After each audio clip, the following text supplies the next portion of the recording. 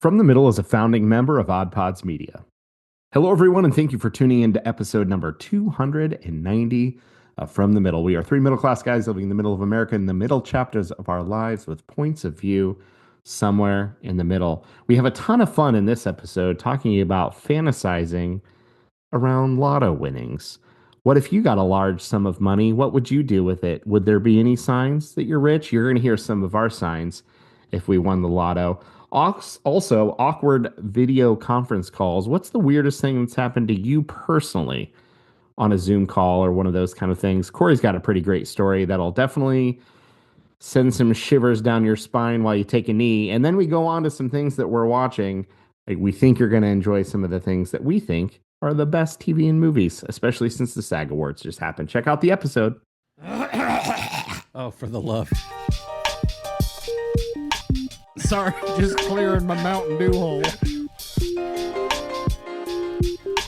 I got my phone hole cleaned today. That's where you keep it? You're so cerebral and you're so developed and evolved.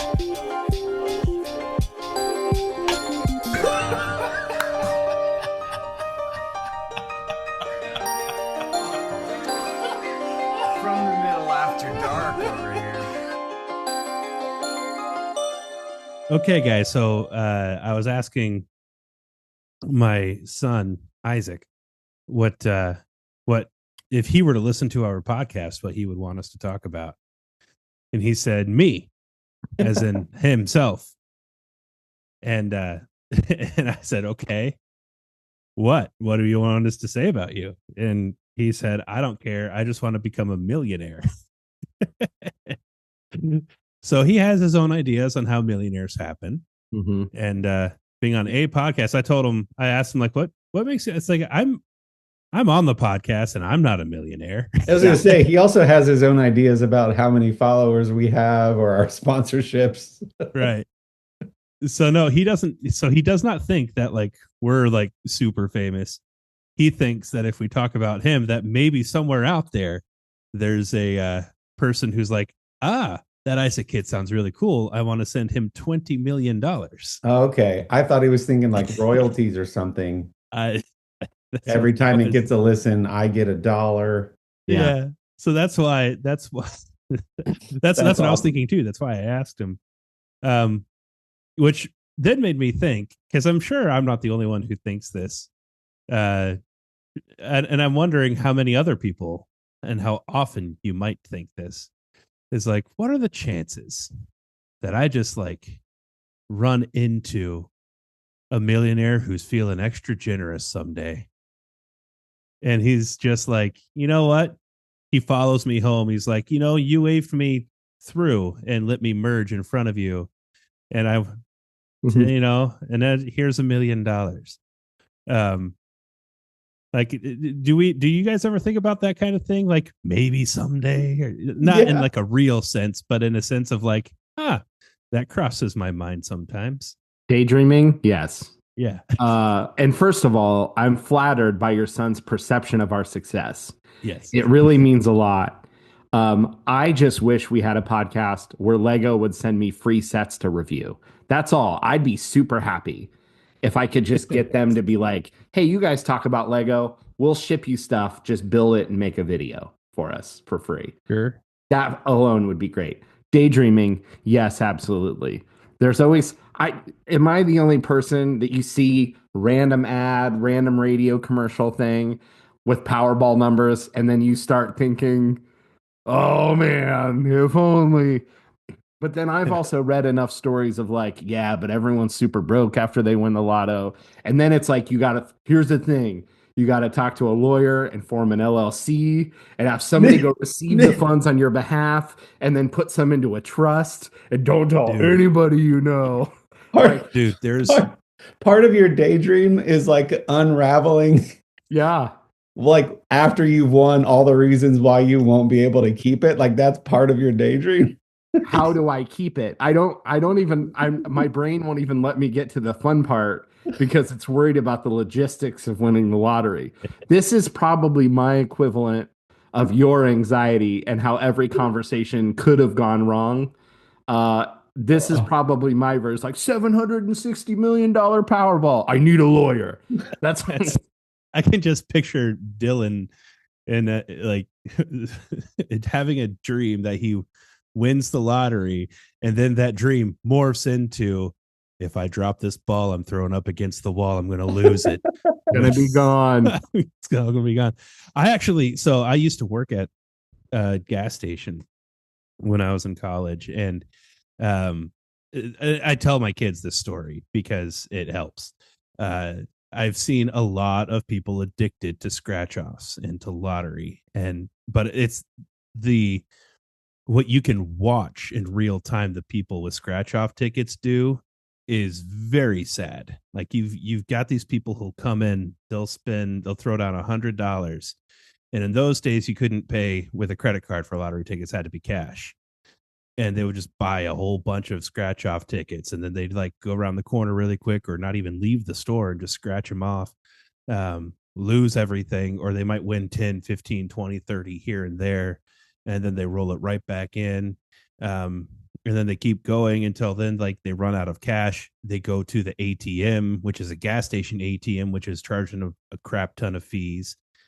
And then they'll just keep it going for a long time. One of those guys did buy a $20 scratch off, and he scratched it off and he brought it over the counter and he showed it to me and he said, is this what I think it is? And I looked at it. He did win $1 million on it. And he came in, we didn't see him for like a week, and he was a regular customer. He did more than just scratch off tickets. He came back in and was telling me about some of the hoops that he had to jump through to actually get the money. And at that point, he didn't have any of it yet. And but he told me then that he was swearing it off, that it was done. Like this was the moment. And then it was months later, and I come into work, and there he is with a pile of scratch offs tickets going at it again. Mm-hmm. So it's a sad situation. And that said, we were nice and happy and fun. Well, I'll go back. Yeah, I'll go back and answer your question. So I do fantasize about that. And mine is usually like old people as well. You hear about these like quiet, independently wealthy people who like think of clever ways or thoughtful ways to give away their millions. Mm-hmm. And I had read or heard about an instance of somebody who struck up conversation with an elderly person. I think it was a woman, and they were talking about a specific model of car. And this lady said, well, my late husband has one at my house. Anytime you want to swing by, you should come. That's your favorite model of car. You should come by and see it. And he does sometime, either that day or sometime later. And she ends up just signing the vehicle over to him, like just under a blanket in a barn, near excellent condition model of that like rare car. I also heard at the end of last year on the radio, because my truck is old and I listen to the radio now. Yeah. Have you heard about this guy that buried 5 treasure chests in the US and has clues to how to find it in his book that he wrote? Okay, so Nicolas Cage is all over that one. Yeah. So there's a book by this guy named John Collins Black. The book is called There's Treasure Inside. He hid, the book provides clues to the locations of 5 treasure chests hidden across the United States. The chests contain over 2 million in valuables, wow, including a lunar rock, a Michael Jordan rookie card, and a brooch that once belonged to Jackie Kennedy, amongst other things. He's a Bitcoin investor and an entrepreneur. He designed the treasure hunt to inspire adventure and curiosity, and he spent years planning the hunt and made sure that the chests are safe and accessible. They're not buried on private property or in dangerous locations. They are each within 3 miles of a public road. And he says that you don't need to be a genius to solve the clues. either this guy or another guy who did something similar, one of the treasure seekers, was reading the book, and he ended up finding one of these five or another instance of a story similar. And when asked how he figured it out, he said, "I spent time getting to know the person, not the book." And that's how he was able to like figure out the clues in like this guy's history, that the treasure hider. Anyway, he studied the person more than looking for the clues in the book, where everybody else's head was buried in the book. He's like, I'm going to try to understand the person. And he found one of them. Anyway, crazy. Yeah. That is crazy. Now, speaking of daydreams and lottos, though, have you seen those memes where it's like, if I were independently wealthy or if I was rich, I would never tell anybody, but there would be signs? There would be signs, yeah. And it's like an aerial view of a backyard with a Millennium Falcon in it. Yeah. Okay. Quick answer. Don't think too much about it. What would be one for each of you? If you're in the meme, what's the thing that's in the meme with you? Slide from my bedroom. A water slide like in Richie Rich. Was it Richie Rich or yeah, blank it's check? one of those. Anyway, blank check, I think. Yeah. Yeah, a slide from the bedroom down to the pool. Yeah. That's a good one. Kendall? The thing at top of mind would be cars, but not like supercars. It would be like a two-door Ford Bronco standard transmission, and maybe something like a Mustang.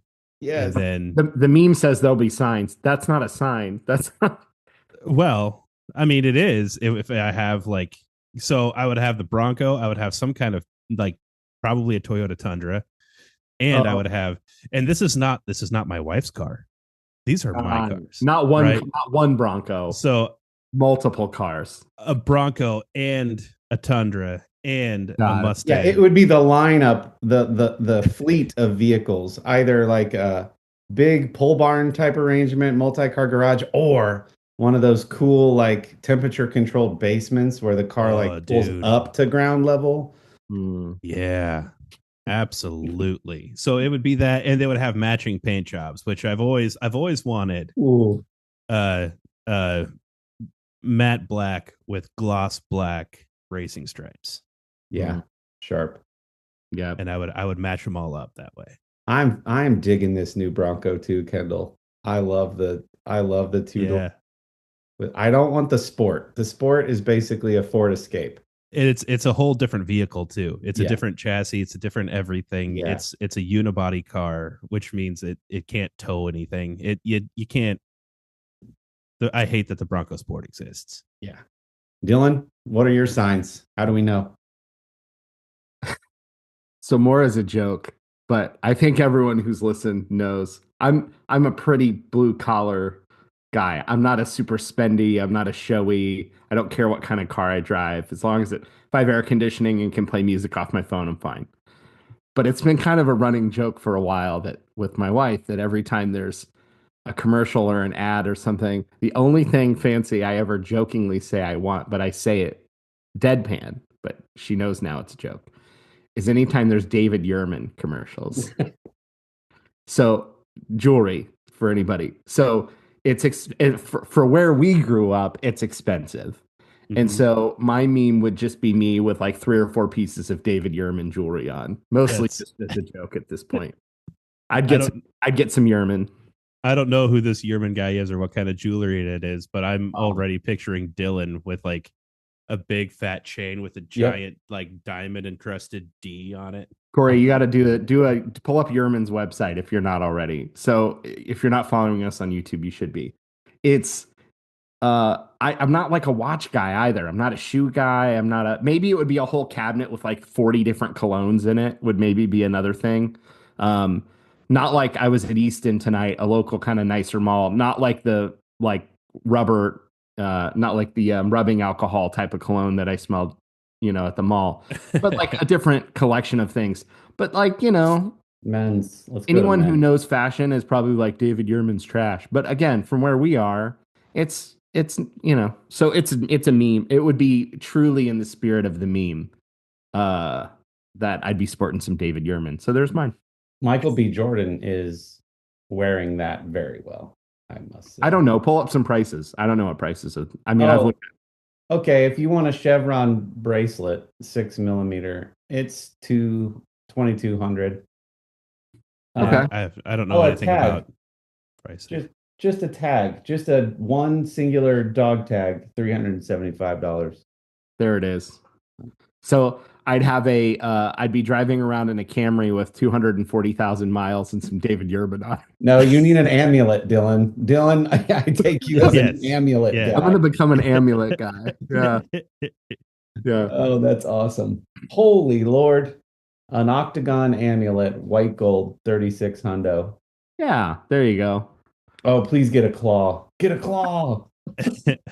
I liked the one that had like the claw and a skull Yeah. together. The and claw is like the something else. Velociraptor bone from Jurassic Park that he uses to pretend like he's going to gut the little kid. I need Mm, that. That's Sharp. kind of what it looks like. That's awesome. yeah. Sorry, David. It's fun. You would have a nerdy reference for it, wouldn't you? I would, for sure. Yeah. Very, Absolutely. very blue collar over here. Let me talk about a movie I liked in the 90s. Well, you guys, I don't know if you know or not, I'm not a millionaire. And so I have to do things like what I did today. And I need you to tell me if I'm petty or not. So, I'd be happy to proceed. Based on this story, or do you want our opinions? yeah. Kidding. So, I do these rebrands for schools, and it's usually athletic branding in the form of a mascot. And then I usually do like some monograms and some letter marks that act as a whole, like sort of logo family, if you will. But primarily it's the mascot heads, the mascot bodies for these schools. And one of the schools I had done a wildcat for reached out to me and they said, hey, there's this school in West Virginia that's ganked our logo and they're using it. And I was like, what? And so I said, tell me the name of the school. So let me share my screen again. I want to show you guys what's going on over here. So this was the logo no, that's my personal thing. This is the logo I had done. Yeah, I remember that. The Wildcat. It was one of my very first ones, by the way. So it's got some sentimental value. This is the school that took it and slapped it on a circle. Oh, wow. And put some stars on either side of it. And I was like, okay, that's annoying. But as I was sort of looking through their staff, it looks like a very, very small elementary school in West Virginia. Mm. Then I saw this. How they took the Wildcat and put bunny ears and chiclet teeth on it for Easter and a Santa hat and beard on it for Christmas. And that's when I got pissed off. Okay, but to be fair, it's objectively funny. Like, I don't think this is anyone trying to take this seriously. This is somebody who's doing it to be silly. For sure. Okay. And as the creator who spent 3 months on this process coming up with this, it's just like, come on, guys. Oy. So I email the secretary and the principal, and I'm very kind in my language, but I'm basically like, it has come to my attention that you are using a logo that I created in 2018. It's on your website and social media, and you're probably using it for practical applications as well. I would greatly appreciate it if you would take that down, as the school that paid me to do this wanted a one-of-a-kind logo unique to them. And by using it, you are watering down what they chose to invest in that you have just taken. So, and I didn't make any threats about like legal stuff, litigious stuff, but I was like, come on, guys. Like, another school invested. Like, and then I look, there's like 20 kids per grade. Like, really tiny. And I'm like, so does it, would you, if you had spent time creating something, like I get that this is going to happen no matter what, and you're not going to chase down every instance of this, but it like, oh, what really bothers me, I'll share it again on the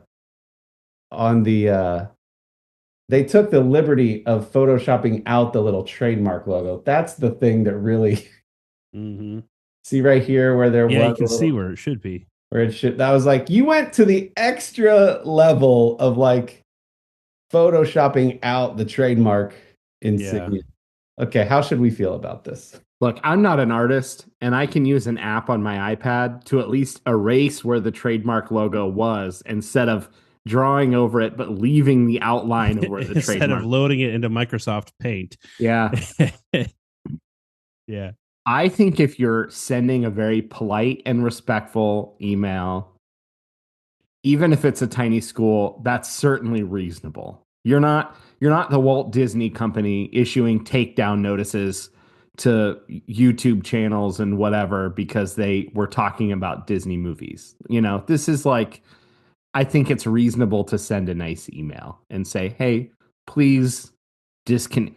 And frankly, if somebody took the time to do that, they should know that they can go find an AI tool for free and ask it to create a Wildcat logo and then just use that. Like if you Yeah. took the time to make that little put it over top of a circle and add some words and add some stars, you should know how to use AI for free. So I think that's reasonable. So this brings up a question which might give some of the answer. I don't think you're being petty at all to answer that question, but Okay. thinking about what recourse is there, those kinds of things. One thing that has always crossed my mind is there's high schools all over the country, more high schools than not, who have clearly taken a mascot and or a song from a professional or college team. It gets all over the place. The school that I went to, where we were the Pleasant Spartans, our Spartan was the exact same Spartan as the Michigan State Spartan, but in different colors. Happens And so, all like, the time. how are schools generally getting away with that? Is it that people just don't want to sue a school? It's usually that the entity that holds the license, in this case, usually universities, higher education institutions, and professional sports teams, aren't going to chase down these small elementary schools in West Virginia. There's just like the effort the resources required to do that. They're not gonna go to that trouble. But Yeah. yes, it happens all the time. But I mean, like high schools, like major high schools, Yeah.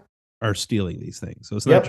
it's not just a small Yep. 20 kid per grade And elementary school. usually you can see like times when schools get big enough or they get they get some extra funding, they will usually invest in like a quality brand. And that's usually how you're able to tell the quality of that school or the size of that school by the fact that they have a custom one of a kind sort of thing. Our school used the same bulldog that everybody's thinking of that was from the 1970s, the ultra hunched over uh pigeon-toed bulldog, and we redid that one. So like I get it, it happens all the time, but that's kind of the point I was trying to make in me reaching out by saying like I get that this happens all the time. And this school that hired me to do this wanted something different from themselves. Yeah. And so they invested into it. You're now just taking it. Yeah. Like, yeah. I think it probably comes from the like it probably stems from that exact thing. Well, schools do this all the time. So, but now, much like we deal with frequently on the internet, it's not just a random name that you're commenting back to anymore or a random user on DeviantArt that you're taking art from. Like now there's an actual person reaching out to you, calling you or emailing you or knocking on your door saying, "Hey, please don't use that. That's not appropriate." The line that I wrote out but then deleted had something to do with I'm sure you encourage your students not to plagiarize. It's probably in your handbook somewhere, your student handbook. Oh yeah. I don't think you would want to be known for doing the same exact thing that you're encouraging your students not to do. Yeah. Well, now I will say, personally, I steal logos all the time. but I'm just trying to make college football teams on EA College Football 25. I'm not trying to sell anything. So I don't know if that's the same, but it feels different because I'm doing it. So Maybe there's catch that. this one. Maybe you're underthinking it. Very, very possible. Let's not draw too much attention to that. Hey, do you guys have time for 2 quick follow-ups? You'd be so proud of me. Do Yeah. it. One, I went back to Hammer and Nail for my second voucher, if you will, for my monthly thing. Case got the first haircut. I got a beard trim. Good. I've never felt so bad. It was amazing. Do you feel pretty? Dude, it was so great. Yeah. I walked in for like a early afternoon appointment on a weekday. I walk in, they're like, "What drink can you get? You, sir, have a seat in the lounge back there. We'll let you know when we're ready." I just wanted a simple classic beard trim. He went above and beyond. I got a hot towel. I got a cold towel after the hot towel. I didn't even know cold towels were a thing. It smelled like mint and it made my face all tingly. It was amazing. I can't wait to go back. I was gonna say, but haven't had an opportunity yet. Your beard looks incredible. Okay, shut up. It does look nice. So good. Another follow-up. So I told the story about going to the Mediterranean place that's a la Chipotle, where they make your food as you go. I told you how I asked the girl to put my wife's pita in a bowl and she broke. And I freaked her out and she stepped back and kept repeating, "We don't do pitas in a bowl. We don't do pitas in a bowl." So I went back to my regular location and I talked to the shift leader / manager. He might even be a franchise owner. His name's Josh. And I was like, "Hey, man, I have a question of something kind of funny that happened at one of your other locations." He goes, "Oh, no, what is it?" I go, No. It's mostly comical. I have a podcast and I promised my co-host that I would circle back on this. I told him the whole story.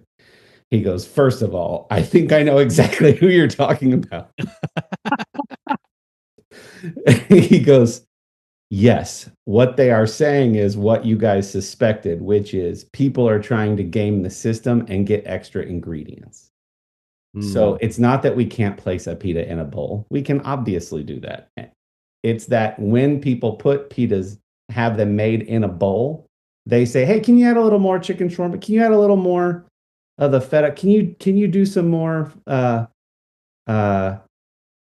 what's the chickpeas on there? Can you?" And he's like, they will pile it up because the container is a large bowl instead of a smaller pita. And so we have encouraged, because here's what it was.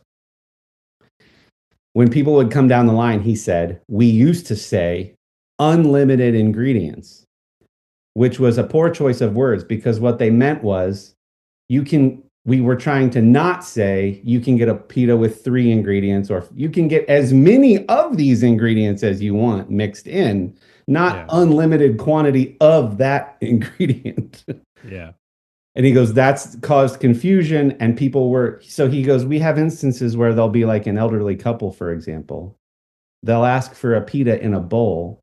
They'll pile it up to literal heaping and spilling over the edge. They'll split it there at the restaurant, still have plenty to take home and get another meal or two out of one pita. And he goes, so that's what we're trying to, he goes, but here we don't care. I go, but no, we learned how to say it this time. And Sherry did this past time when we were there. She had them make the pita. And then right before paying, it was done and wrapped half in paper. She goes, hey, can you just place that in a bowl for me? It tends to get a little messy and spilly. And they're like, yeah, no problem. So we figured out how to order it, and we got answers. I promised I would follow up, and I did. That's beneficial. And I feel like all they have to say, if somebody does ask and they think they're going to be angling for a mound, if you say, can I get a pita in a bowl? You would say, we'd be happy to do that. You're going to get the same amount of ingredients if it wasn't in a bowl, but we can set the pita in a bowl. So did you want the amount of ingredients in a bowl, or are you okay with a smaller portion with the pita size in a bowl? That's all you got to do. And then people just know right up front, you're not going to game it. You're not getting a bunch more stuff. So when I broke the lady and her coworker said, "We're not Chipotle," what he was saying is, we're not going to do that thing where we just keep adding ingredients until you're satisfied. So it totally makes sense now. If it makes them feel better, Chipotle doesn't even do that anymore. And Josh even said, if it's me and people say, "Hey, can you add just a little more?" He's like, 9 times out of 10, I do it.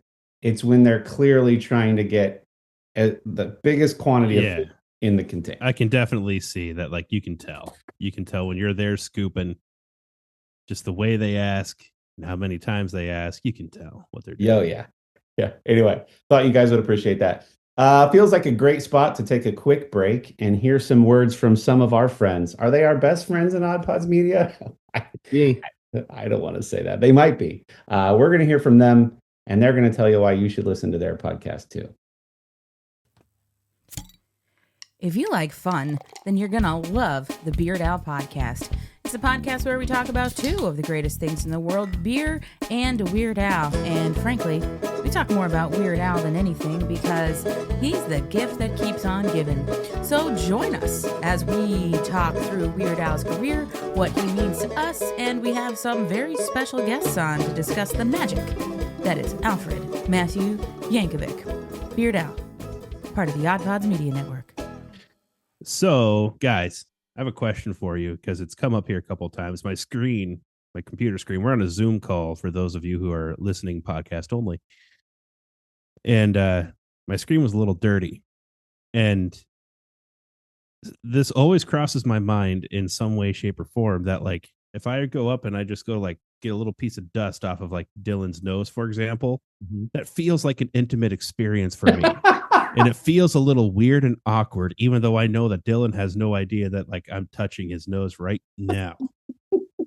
Do you guys feel weird about touching your screen when on a Zoom call for those kinds of reasons?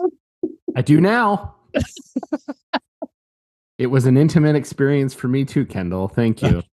You're welcome. Take me to Agape on my nose. I'll just ask you to do it. Yeah, I'm just glad you didn't stand up while I was doing it, because that would have been real awkward. This is not that kind of podcast. I don't know. I always feel, I don't know that I've ever thought about like essentially me rubbing somebody down through the camera, but it does feel weird when the camera and the screen are all shaky. Yeah. Like people might think something's wrong with me. People might think something's wrong with me. I'll just say that. It always, if I start doing this, it's like, whoa, what's going on at his house kind of thing. I never thought about it. Now I have, since you said it, and now it might be weird going forward. Okay. Can I ask you guys to each share your most awkward, as we spent a lot of time in Zoom calls during COVID, what's your most awkward personal video conference experience? Not one that you saw online that went viral, like something you personally witnessed or experienced on a Zoom. And while you're thinking, there's a funny comedian online who plays a character. They set up fake Zoom calls as though they were real. And I'll share the guy's handle. I sent Dylan his best of 2024 video. Hilarious.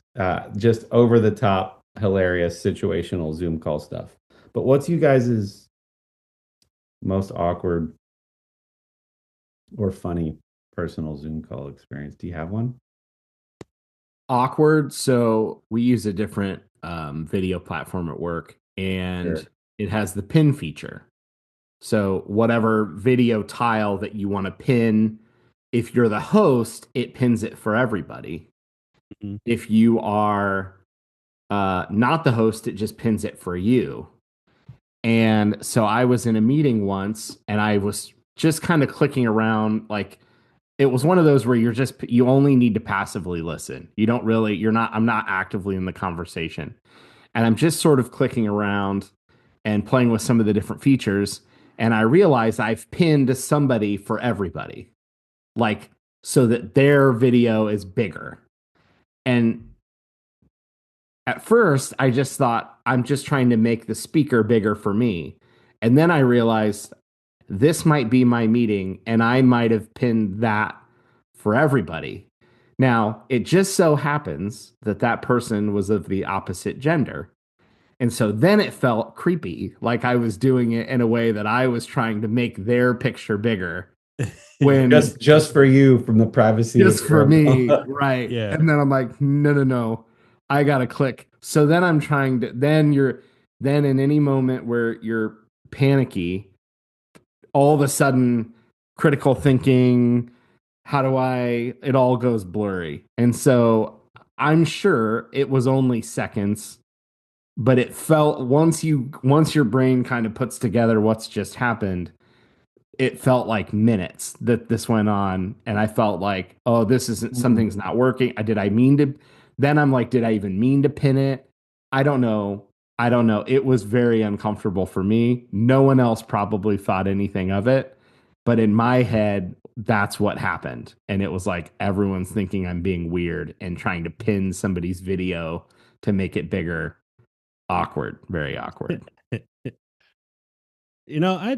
had when we first started doing virtual school with the kids, and the twins were in preschool for that. And so like for the first few weeks, eventually got to a point where it was just you turn the computer on and you let them have at it. And I had to be within earshot, but it was okay. But for the first few weeks or so, like for most of them, parents were sitting there with the kid, except for one kid who was clearly like at a coffee table, I think with somebody's phone, not a computer, which was fine. But like, and this happened more than once with him, that like he just started going crazy. And like, in the teachers, there were two teachers, like did not know how to handle that situation. I didn't know how to handle that situation. This was all new to everybody. And like, I mean, yelling, screaming, there were cuss words that came out. A preschool kid. Oof. And it's like, what do you do? Like, can you kick a kid out of a virtual classroom? Is that okay? The parents were obviously not paying attention, or around, or didn't care or something, because nobody stepped in to like calm this kid down or whatever. And it happened more than once. So that was weird and that was awkward. And that's probably that's the only thing that really comes to mind, other than like the normal stuff. Oh, you're on mute or whatever, or who's people trying to figure out that they should mute themselves in larger groups and things like that. But that one stands out. A kid in a preschool, in virtual preschool, who was unruly, and nobody knew how to handle that situation virtually. You think he was just playing Fortnite and was a little angry? Maybe. I have been wanting to tell this story for over 3 years. I now feel like it is safe to do it because the person that this is about, I thought, listened to the podcast. And now that I'm 99% sure that they don't, I'm going to tell it. Okay. So this was the days of COVID. One of my coworkers who I had worked with for over 5 years, 20 years or so older than me. He was notorious for, we all know sometimes you get on a call and your audio is connected to a Bluetooth speaker somewhere or headphones somewhere. He was trying to get fancy in the early days of COVID with multiple cameras, one on his laptop and a separate one hooked onto a monitor. So he never really knew which one was the one recording him. You could always see his head shifting betwixt the two, trying to figure out which one is capturing him. So this was a small internal call. Luckily, there were no customers on it. And he's doing one of these things where he's doing a lot of clicking and he's up close to the screen so you can tell he's trying to figure something out with the technology. He turns around, starts walking to the bathroom behind him. He no doubt thinks that he has turned off his camera. He has not. I see a few other people on the call clock what's happening, and they lean forward to see, is he about to go into the restroom? But then it was like too late for anybody to go, hey, man, hey. Because he was already far and he left the bathroom door open. And this part I will never forget until the day I die. He took a knee to pee. He took a knee, not both. He took a knee to pee so as not to like splash. And we're all watching this, but now we're like committed to the experience, because if we say anything now we embarrass him. So everyone's pretending like what's happening isn't happening. He stands up, zips, his back is to us. We don't see anything, but still enough to know what the man is doing. Yeah. Washes his hands, comes back, thinks he turns the camera back on, and sort of resumes his nodding and smiling face. Yeah. And I am bright red. And I have wanted to like not tell him, but like if it ever comes up, the best part of the story. When he thought he turned his camera back on, I think he saw that it had been on the whole time, because for a second his eyes went like terror and shock, like the little green light, like he realized that could, but he too pretended like nothing happened. He never asked or said anything. Nobody ever asked or said anything. I've never brought it up. I've texted him multiple times since then. Whoa. So then I tell Sherry that story, right? Yeah. And she goes, "Oh, I love that he took a knee to pee. Will you start doing that?" What? No.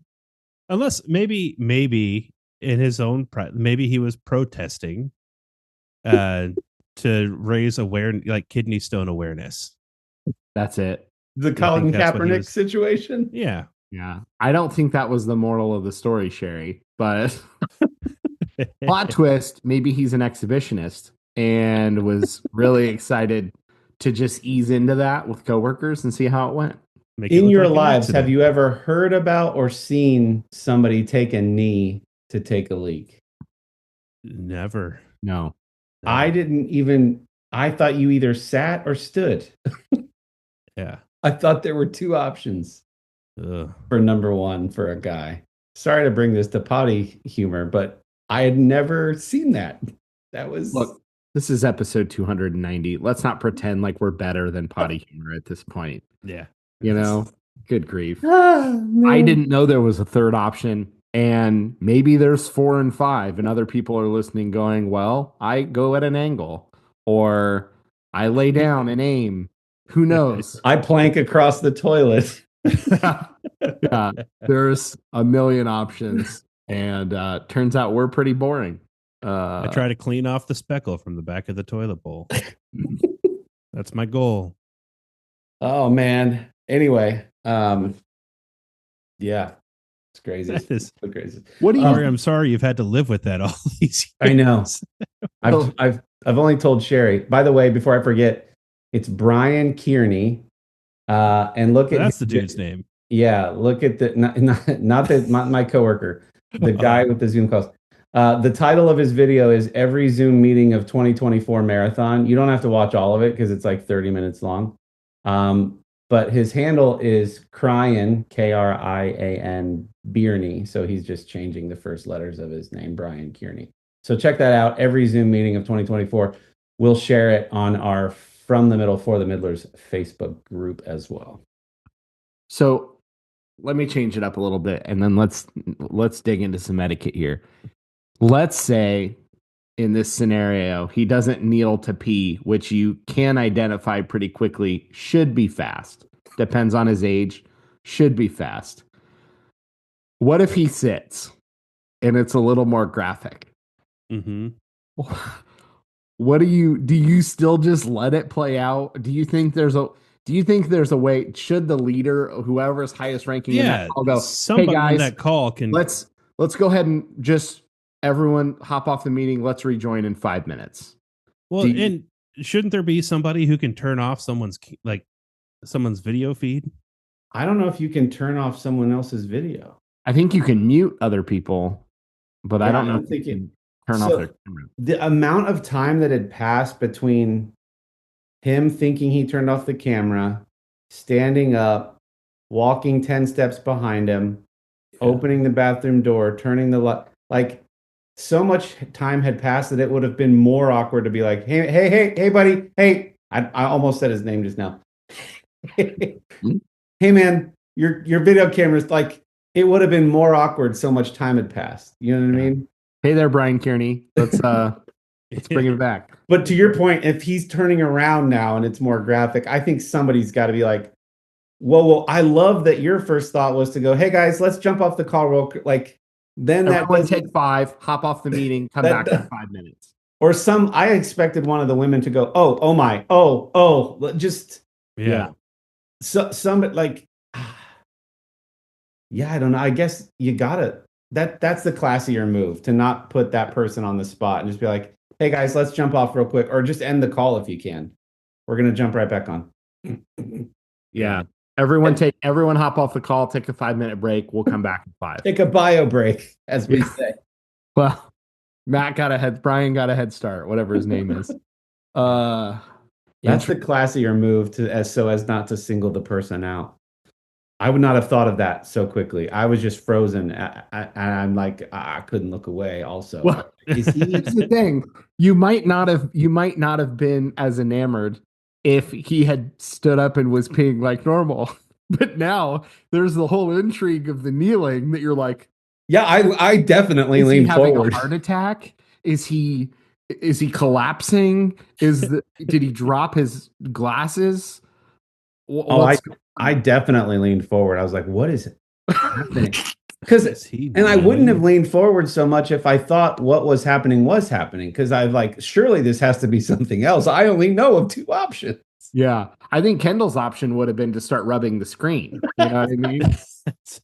Just try to tap him on the shoulder real quick. Hey. Yeah. You got this, kneeling, buddy. So I want to put my finger right here, you know. Gosh. Crazy. That's pretty bizarre. You made me feel way better than pinning somebody's camera feed. So okay. By accident, clarifying. Definitely. Secret time. It was me. No. That's great. Oh man. All right. Funny stuff. What else? Dylan, did you say you had some etiquette stuff for us, or was that? Did you have the etiquette idea about what to do when your coworker drops? Yeah, no, that was the question. What if the coworker had sat down for a longer bathroom break? What do you try to do there? Because at some point your brain's probably figuring it out and saying he's peeing, it should be fast, right? So like this will end quickly. But if somebody sits down, it might not, Yeah, that was it. Okay. I don't know if there's a better answer there, but. Well, another quick follow-up. I talked about all the SNL 50 stuff that happened last week. I watched the 4-part documentary series. I watched the red carpet and the anniversary special itself, the regular episode of SNL. I also watched the 2.5-hour homecoming concert that they did a few days before. It was SNL for me is just one of those, you forget how much it influences culture and how many of the catchphrases and characters make their way into the zeitgeist and into the public experience. Like it's what I miss about appointment television. We've talked about this before. Like you would talk about it at school on Monday morning. Like, did you see Saturday Night Live when so and so hosted and they did the sketch and everybody would be reenacting it and doing the voice? Like 50 years of that show. It was so fun to take a little deep dive into the docuseries, the concert, the red carpet, and the anniversary special. They brought back a bunch of classic characters and celebrities from seasons past, as well as former hosts. It was just so fun and nostalgic and cool. So if there's any SNL fans out there who haven't watched that or missed it live, all of it is streaming now on Peacock. And I wrote this on my Facebook page, but even if you don't watch any of that, the first 7 minutes. So there's a documentary by Questlove called "Ladies and Gentlemen: 50 Years of SNL Music," and that's another documentary, not part of that 4-part docuseries, but it's called "Ladies and Gentlemen: 50 Years of SNL Music." Just watch the first 7 minutes of that documentary. He mashes up live performances on SNL that have the same beat, but are separated by decades. And he mixes in these videos. Sherry watched it, and I'm forced her to watch it. And she goes, just the physical toll of that editing job of that 7 minute, it's beautiful. Do you remember like 10 years ago, 10 or 15 years ago, there was this YouTube video that sort of went viral, and it's like dancing in movies, and they play it to Shut Up and Dance. I think it's Uptown Funk by Bruno Mars. But they splice together like old Gene Kelly and Fred Astaire and Ginger Roberts. Anyway, they splice all that together into like a Bruno Mars song. It felt like that, but just SNL live performances. So fun, worth your time. I'm not sure if anybody has clipped that by itself, but it was so cool. So anyway, I was in all of my SNL feels and forgot about some of the sketches that I love, reoccurring sketches that I loved, and just really fun. So thought I'd share. Well, even just seeing like you sent us that that artwork from oh yeah, Tom what was Richmond. his name again? Tom Richmond. Tom yeah. Richmond. Yeah.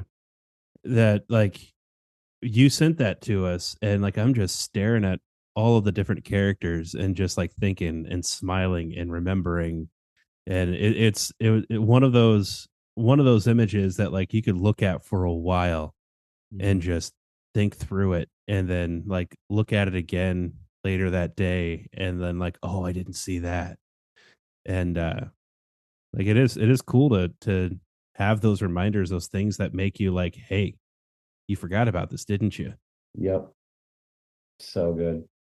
Was good. Yeah, I'll have to check that clip out. I've watched bits and pieces of like reels and shorts and stuff on YouTube, but I haven't watched like the full SNL 50 or the stuff that you're referencing. So I'll need to. I wouldn't call myself a huge SNL fan, but I think 50 years is worth celebrating just for funsies, just to go and see some of the definitely worth your time. I'm just going to share it really quickly since you mentioned it, Kendall. Here's the Tom. Like you have the wild and crazy guys front and center. And if Middlers don't know, or if you're new to the show and don't know who we're talking about, Tom Richmond was a longtime illustrator for Mad Magazine and a friend of the show. We actually interviewed him. Not sure the number right now, but go back to our library. We had a great chat with Tom Richmond. He was very generous with his time. Guys, insanely talented. Like the way he nails these likenesses of these characters is incredible. Spectacular. So hats off, Tom. Well done. Yeah, I'm trying to go back and look through the guest episodes to see when he was on. I think it's like he got his own artwork, so I know I can jump there. 97. Yeah, episode 97. So you can go check that one out. Awesome. What are you guys streaming? Anything cool? Well, I was going to say, I've watching a few things, but I did want to say, if you didn't listen last week, we were talking about shows getting canceled. When do you jump in? Listener John did pass along some notes. So John said, in regards to our conversation about Do you want a show to be over before you start watching it, or can you jump in, etc.? He said, I want to watch shows that are done. I want the series completed completely, entirely finished, whatever. If it got canceled, I ain't watching it.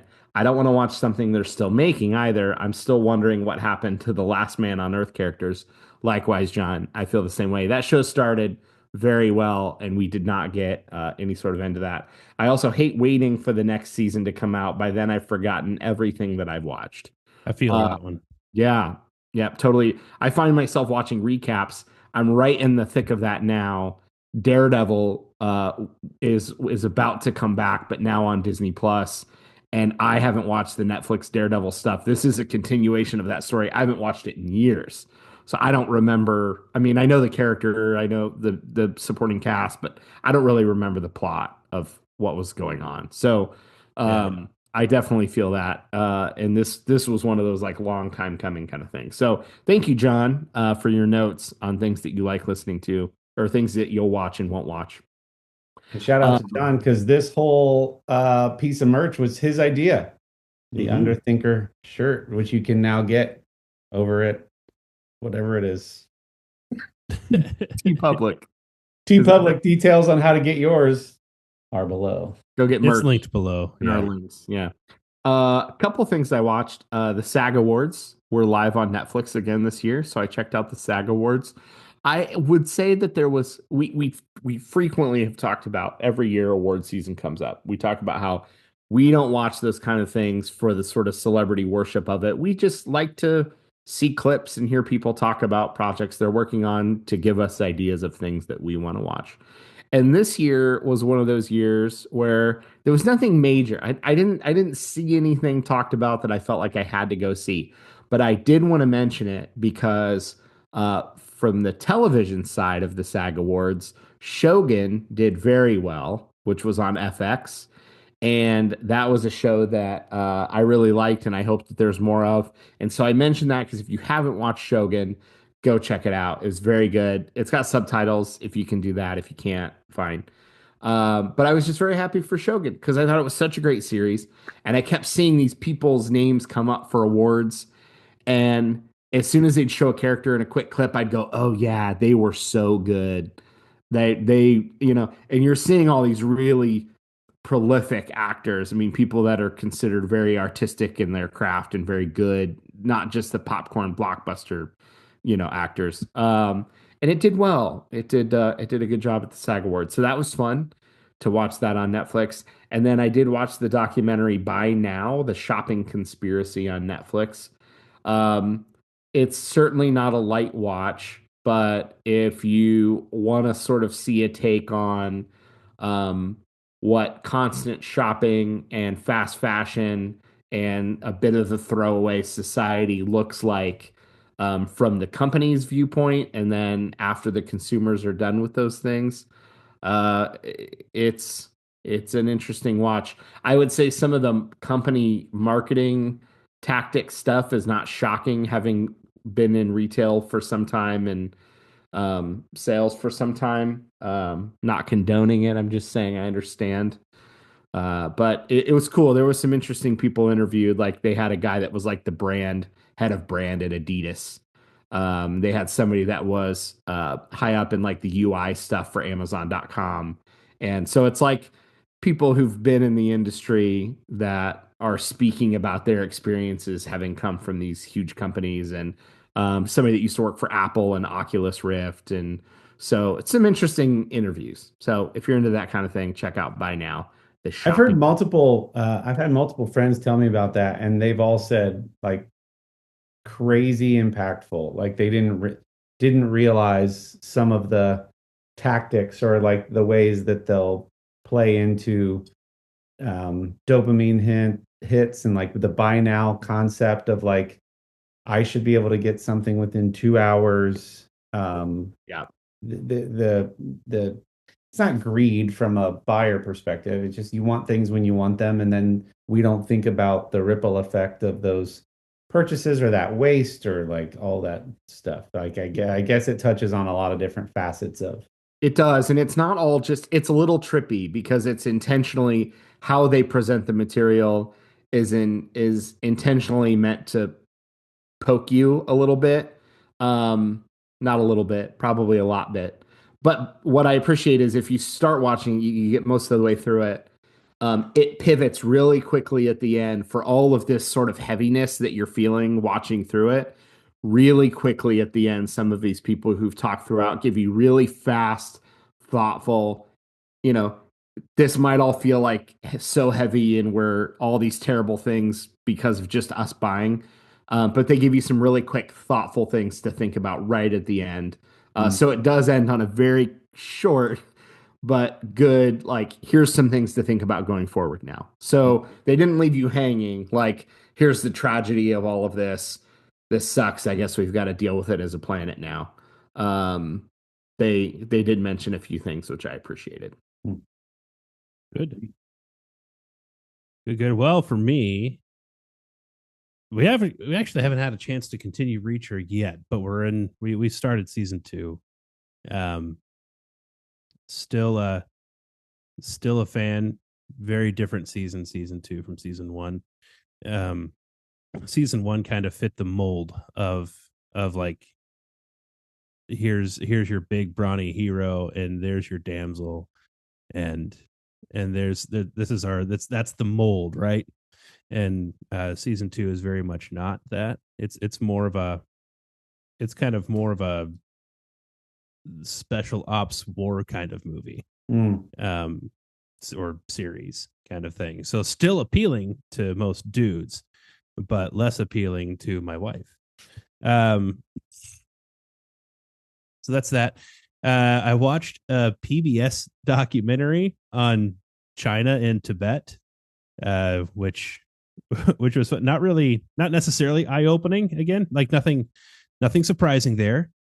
China kind of sucks in a lot of ways. And they won't hear this because they're not allowed to. So it's okay. And then I want to give a round of applause to the NHL. I was going to say, for showing the rest of the sports world how it's done. You set this up perfectly last week. I was hoping you'd circle back to this. Dude, before the final game happened, one of my favorite sports talking heads is Rich Eisen. And he was talking about it. And he's normally a football guy, right? Like most of them are. And he's like, he made the point of like, as sports fans, we're not really difficult to figure out. The thing that we want, the product that we want, is we want to see athletes win or lose. We're in no matter what. We want to see athletes who at least appear to care about this thing as much as we do. Your all-star games suck at that. Yep, that's so true. And the NHL knocked it out of the park. Yeah. They absolutely, like, there was some overlap with the NBA All-Star Week. Nobody was in the sports world. Nobody was talking about a slam dunk contest. They were talking hockey. Yep. The NHL took over during that week and a half that they were doing their tournament. And I'm glad they did. I love the sport. I've always loved the sport. The NHL tends to get a lot of things really wrong when it comes to trying to market to people. But holy cow, congratulations to the NHL for figuring that out. That was wonderful. Interestingly, Tom Green was on Theo Vaughn's podcast that week and was talking about, because he's a Canadian, and he was talking about a lot of Americans were misunderstanding Canadians booing the national anthem. It wasn't really about the team. It wasn't about disrespecting the national anthem. It was the politics. They weren't stoked about the stuff going on with Trump saying Canada's going to be the 51st state and the tariffs and all that. So there was actually a lot of sportsmanship between the two nations, and they respect the rivalry.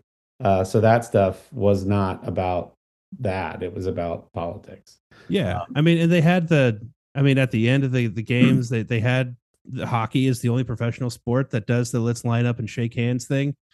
Like you're done doing that, like come high school, and all of the other sports. The pros do that. they don't do that after every game, but like in the playoffs, notably at the end of a playoff series, the two teams always line up and shake hands and hug and congratulate. Like that's what they do.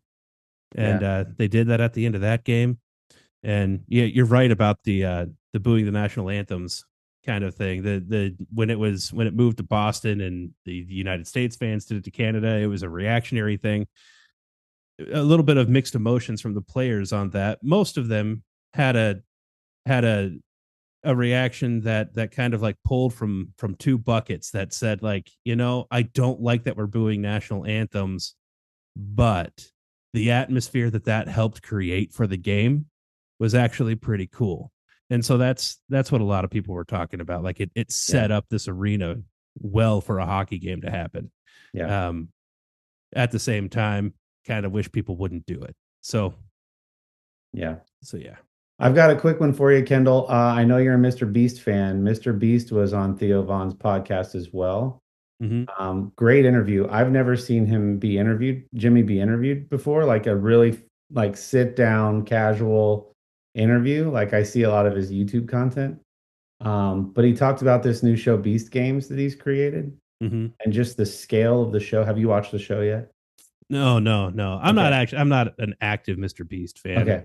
And fascinating. He's kind of had some PR issues here in the past year. Yeah, but exactly.